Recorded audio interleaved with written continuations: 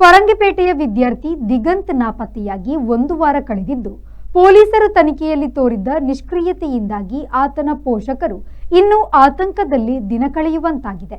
ತನಿಖಾ ವೈಫಲ್ಯವನ್ನು ಖಂಡಿಸಿ ಮಾರ್ಚ್ 10ರಂದು ಬಂಟ್ವಾಳದ ಪುದುವಿನಲ್ಲಿ ಬೃಹತ್ ಮಟ್ಟದ ಧರಣಿ ಸತ್ಯಾಗ್ರಹ ನಡೆಸಲಾಗುವುದು ಎಂದು ವಿಶ್ವ ಹಿಂದೂ ಪರಿಷತ್ ಬಂಟ್ವಾಳದ ಅಧ್ಯಕ್ಷರಾದ ಪ್ರಸಾದ್ ಕುಮಾರ್ ರೈ ಅವರು ತಿಳಿಸಿದರು. ಅವರು ಮಂಗಳೂರಿನ ಪ್ರೆಸ್ ಕ್ಲಬ್ನಲ್ಲಿ ಸುದ್ದಿಗೋಷ್ಠಿ ನಡೆಸಿ ಮಾತನಾಡಿದರು. ಪುದು ಗ್ರಾಮದ ಅಮೆಮಾರು ಪ್ರದೇಶದಲ್ಲಿ ಕಾನೂನುಬಾಹಿರ ಚಟುವಟಿಕೆ ಅವ್ಯಾಹತವಾಗಿದೆ. ಪೊಲೀಸರು ಪ್ರಕರಣದ ಆರಂಭದಲ್ಲಿ ತೋರಿದ ಲೋಪದೋಷದಿಂದ ನಾಪತ್ತೆ ಪ್ರಕರಣ ಕಗ್ಗಂಟಾಗಿದೆ ಎಂದರು. ಈ ನಡುವೆ ವಿವಿಧ ರೀತಿಯ ಅನುಮಾನಗಳನ್ನು ವ್ಯಕ್ತಪಡಿಸಿ ಸುದ್ದಿ ಪ್ರಸಾರವಾಗುತ್ತಿದೆ. ಇದು ಮನೆಯವರನ್ನ ಇನ್ನಷ್ಟು ಆತಂಕಕ್ಕೆ ತಳ್ಳಿದೆ. ಈ ಹಿನ್ನೆಲೆಯಲ್ಲಿ ಪೊಲೀಸರ ಔಟ್ಪೋಸ್ಟ್ ಬಳಿ ಮಾರ್ಚ್ 10ರಂದು ಬೆಳಗ್ಗೆ 9 ಗಂಟೆಗೆ ಪ್ರತಿಭಟನೆ ನಡೆಸಲು ನಿರ್ಧರಿಸಲಾಗಿದೆ ಎಂದರು. ನಮಗೆ ಸಾಮಾನ್ಯವಾಗಿ ಸ್ವಲ್ಪ ಅಧ್ಯಯನ ಮಾಡಿದಾಗ ಗೊತ್ತಾಗುವಂಥ ವಿಚಾರ ಏನಂದರೆ, ಪುದು ಗ್ರಾಮದ ಅಮ್ಮೆಮಾರು ಪ್ರದೇಶ ಅಥವಾ ಅಲ್ಲಿರುವಂಥ ಒಂದು ಫರಂಗಿಪೇಟೆಯ ಸುತ್ತಮುತ್ತದ ಭಾಗಗಳಲ್ಲಿ ಬಹಳ ದೊಡ್ಡ ಮಟ್ಟದಲ್ಲಿ ಒಂದು ರೀತಿ ಕಾನೂನು ಬಾಹಿರವಾಗಿರ್ತಕ್ಕಂಥ ಚಟುವಟಿಕೆಗಳು ನಡೀತಾ ಇರುವಂಥದ್ದು ನಾವು ಗಮನಿಸಿದ್ದೇವೆ. ವಿಶೇಷವಾಗಿ ಹಿಂದೆ ಇತ್ತೀಚೆಗೆ ಒಬ್ಬ ಗಾಂಜಾದ ಬಗ್ಗೆ ವಿರುದ್ಧ ಮಾತನಾಡಿರ್ತಕ್ಕಂಥ ಒಬ್ಬ ದಿನೇಶ್ ಅಂತ ಹೇಳುವವರಿಗೆ ಒಂದು ಹಲ್ಲೆ ಆಗಿತ್ತು. ಮಾರಣಾಂತಿಕವಾಗಿರ್ತಕ್ಕಂಥ ಹಲ್ಲೆ, ಅವರ ಕಚೇರಿ ಒಳಗಡೆ ನುಗ್ಗಿ ಹಲ್ಲೆ ಆಗಿದ್ದು, ಆ ಸಂಬಂಧಪಟ್ಟಂತೆ ಅವರು ದೇವರ ದಯದಿಂದ ಬದುಕಿ ಉಳಿದಿದ್ದಾರೆ ಅಂತ ಹೇಳುವಂತ ಹೇಳ್ಬೋದು. ಅಷ್ಟು ತೀವ್ರವಾದಂಥ ಹಲ್ಲೆ ಆಗಿತ್ತು.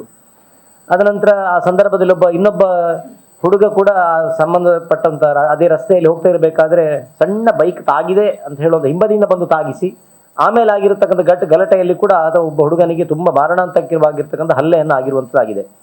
ಆ ಭಾಗದಲ್ಲಿ ತುಂಬ ಜನ ನಡೆದಾಡಲಿಕ್ಕೆ ಹೆದರ್ತಾರೆ. ಏನೋ ಅನೈತಿಕವಾಗಿರ್ತಕ್ಕಂಥ ವಿಚಾರಗಳು ಜಾಸ್ತಿ ಇರುವುದರಿಂದ ಅಥವಾ ಕಾನೂನು ಬಾಹಿರ ಚಟುವಟಿಕೆಗಳು ಜಾಸ್ತಿ ಇರುವುದರಿಂದ ಒಂದು ಸ್ವಲ್ಪ ಹೆದರುವಂಥ ಸ್ಥಿತಿ. ತಕ್ಷಣ ಆತಂಕಗೊಂಡಂಥ ಕಾರಣ ಅದು. ಆ ಕಾರಣದಿಂದ ಅವರು ಹುಡುಕುವಂಥ ಕೆಲಸ ಮಾಡ್ತಾರೆ, ಅವನು ಸಿಗುವುದಿಲ್ಲ.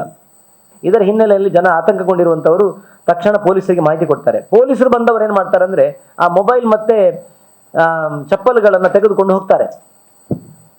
ದುಃಖದ ಸಂಗತಿ ಏನಂದ್ರೆ, ಈಗ ಅನಂತರದ ಬೆಳವಣಿಗೆಗಳಿಗೆ ಕಾರಣ ಯಾವುದಾಯ್ತು ಅಂದ್ರೆ, ಆ ಮೊದಲ ದಿನ ಯಾವುದಿದೆ 25ನೇ ತಾರೀಕಿಗೆ ಅವನು ನಾಪತ್ತೆ ಆಗಿದ್ದ. 26ನೇ ತಾರೀಕು ಪೂರ್ತಿ ದಿನ ಇತ್ತು. 27ನೇ ತಾರೀಕಿನವರೆಗೂ ಯಾವುದೇ ರೀತಿಯ ಪ್ರತಿಕ್ರಿಯೆಗಳು ಪೊಲೀಸ್ ಅಧಿಕಾರಿಗಳಿಂದ ಬರಲಿಲ್ಲ. ಇಲ್ಲ, ನಾವು ಇನ್ವೆಸ್ಟಿಗೇಟ್ ಮಾಡಿದ್ದೇವೆ, ಹಾಗೆ ಮಾಡಿದ್ದೇವೆ, ಅಥವಾ ಈ ತರ ಆಗಿದೆ, ಅದನ್ನು ಮೊಬೈಲ್ಸ್ ಇದೆ, ಅದರ ಬಗ್ಗೆ ನಾವು ತನಿಖೆ ನಡೆಸ್ತಾ ಇದ್ದೇವೆ ಅಂತೇಳಿ ಮಾಡಲಿಲ್ಲ. 27ನೇ ತಾರೀಕಿಗೆ ಇಡೀ ಊರಿನ ಜನ ಆತಂಕಗೊಂಡವರು ದೇವಸ್ಥಾನದಲ್ಲಿ ಸೇರ್ತಾರೆ. ಸುಮಾರು 250 ಜನ ಸೇರ್ತಾರೆ.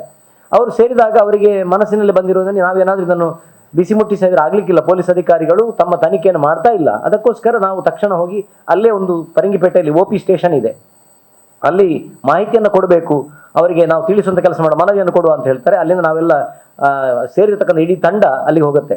ಅಲ್ಲಿ ಹೋದ್ರೆ ಮತ್ತೆ ಪುನಃ ನಾನಾಗಲೇ ಉಲ್ಲೇಖ ಮಾಡಿದೆ, ಇಂಥ ಒಂದು ಅಮ್ಮೆಮಾರು ಪ್ರದೇಶ ಕಾನೂನು ಬಾಹಿರ ಚಟುವಟಿಕೆಗಳ ಆಗರಾಗಿದೆ.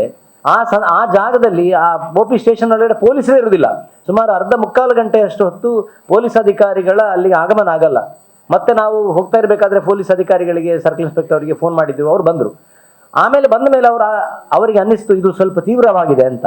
ಈ ರೀತಿ ತೀವ್ರವಾಗಿರ್ತಕ್ಕಂಥ ವಿಚಾರ ಅಂತ ಗಮನಕ್ಕೆ ಬಂದ ನಂತರ ಅವರು ತನಿಖೆಯನ್ನು ವೇಗ ತೆಗೊಳ್ಳುವಂತ ಪ್ರಯತ್ನ ಮಾಡಿದ್ದಾರೆ.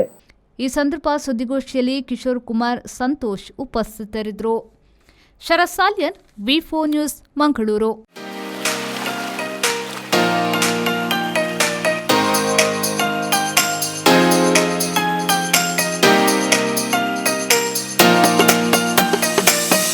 Tandoor Family Restaurant brings you Mangalorean Seafood Thali.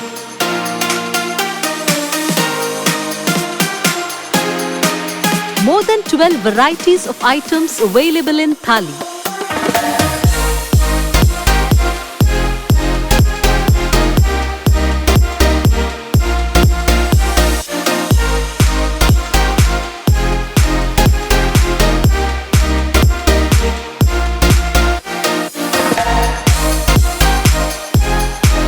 Enjoy varieties of coastal cuisines at Tandoor.